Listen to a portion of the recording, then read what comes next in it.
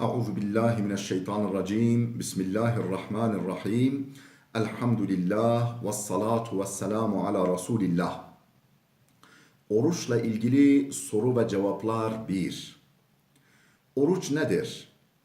Oruç niyet ederek tan yerinin ağarmasından, imsaktan itibaren güneş batıncaya kadar Allah rızası için yemekten, içmekten ve cinsel ilişkiden uzak durmaktır.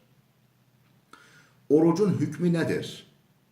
Ramazanda oruç tutmak farz bir ibadettir. Farz oluşu Kur'an ve Hazreti Peygamber'in sünneti yani sözlü ve uygulamalı uygulamasıyla sabittir. Orucun farz olmasının şartı nedir? Ramazan orucunu tutmanın farz olması için Müslüman olmanın yanı sıra ergenlik çağına ermiş olmak da şarttır. Ancak 8-10 yaşından itibaren çocukların yavaş yavaş bu ibadete alıştırılması güzel bir davranıştır. Oruç ne zaman farz kılındı? Oruç Ramazan ayında oruç tutmak Medine'ye hicret edilmesinden 1,5 sene sonra farz kılınmıştır. Kimler oruç tutmayabilir? Aşağıdaki durumdakiler oruç tutmayabilirler. Ancak başkalarının yanında açıktan yiyip içmeleri uygun olmaz. 1. Düşkün ihtiyarlık. Zayıflamış, gücünü yitirmiş çok yaşlı kimseler de oruç tutmayabilirler. Her oruç için bir fidye verirler. Fidye miktarı sabah ve akşam bir fakirin karnını doyurmak veya bunun karşılığını vermektir. Fidye verecek maddi imkanı da yoksa sadece dua ve istiğfarda bulunur. Böyle bir kimse daha sonra oruç tutabilecek kadar güçlenirse fidye vermiş olsa bile tutamadığı oruçlarını kaza eder. İyileşme ümidi olmayan ağır kronik hastalar da bu tür yaşlılar hükmündedir. 2. Hastalık. Hasta oruç tuttuğu takdirde çok eziyet çekmesinden, hayatının tehlikeye düşmesinden, hastalığının artmasından veya süresinin uzamasından endişe ederse oruç tutmayabilir. Tutmuşsa bozabilir. İyileştikten sonra güne gün kaza eder. Yersiz bir endişeyle hastayım diye oruç bozulmaz.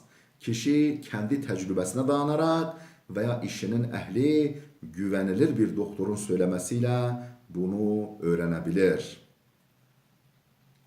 3. Yolculuk. Ramazanda en az 90 kilometrelik bir yolculuğa çıkan kimse oruca niyet etmeyebilir. Gün içinde oruçlu iken yolculuğa çıkan kimse oruca devam etmelidir. Ancak dayanamayıp orucunu bozarsa sadece birebir kaza etmesi gerekir. Kefaret gerekmez. Ancak kişi isterse yolculukta da oruç tutabilir. 4. Hamilelik ve emziklik. Bu durumdaki bir kadın oruç tuttuğu takdirde kendisinin veya bebeğinin halsiz düşeceğinden, zarar göreceğinden endişe ederse oruç tutmayabilir. Sonra sadece kaza eder. Şafiilere göre kadın yalnız çocuk için endişe duymuşsa hem kaza eder hem de fidye verir. Fazla rahatsızlık duymayan hamile kadının oruç tutması daha uygundur. Çocuğu mama veya başka bir gıdayla normal olarak doyurabilen emzikli kadın da orucunu tutarsa daha iyi olur. 5. Aybaşı hali ve lohusalık. Bu durumlarda kadının oruç tutması caiz değildir.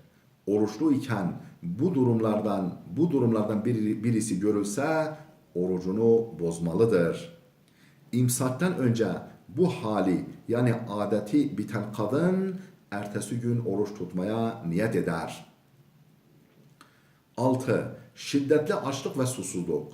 Oruçlu biri kendi tecrübesiyle veya güvenilir bir doktorun teşhisiyle açlıktan veya susuzluktan hayati bir tehlikeyle karşılaşırsa orucunu bozar, sonradan kaza eder. Oruca nasıl ve ne zaman niyet edilir? Oruç için niyet bir zorunluluktur. Aslında niyet kişinin oruç tutacağını kalben bilmesi ve buna karar vermesidir. Dil ile söylemek ise şart değildir. Oruç için sahura kalkmak bile niyet sayılır. Her günün orucu başlı başına bir ibadet olduğundan her biri için ayrı ayrı niyet etmek gerekir. Niyetin vakti akşamdan oruç tutulan günün kuşluk vaktine kadardır. Ancak kaza, kefaret ve vakti belirlenmemiş adak oruçları için imsaktan önce niyet etmek farzdır. Önceden niyet edilmiş olsa bile imsak vaktine kadar yenip içilebilir. Yanlışlıkla veya unutarak bir şey yiyip içmek orucu bozar mı? İmsak vakti girdiği halde henüz vakit var düşüncesiyle ya da iftar vakti girmediği halde girdi sanarak bir şey yiyip içmek orucu bozar. Yine abdest veya gusül esnasında ağza ve buruna su verilirken boğazına su kaçsa orucu bozulur. Bu durumda bozduğu orucu sadece kaza eder.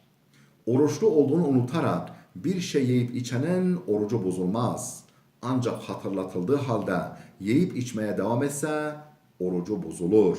Böyle durumlarda hatırlar hatırlamaz orucu bozucu şeyi bırakmalı, ağzındaki suyu veya lokmayı çıkarmalı ve ağzını temizlenmelidir.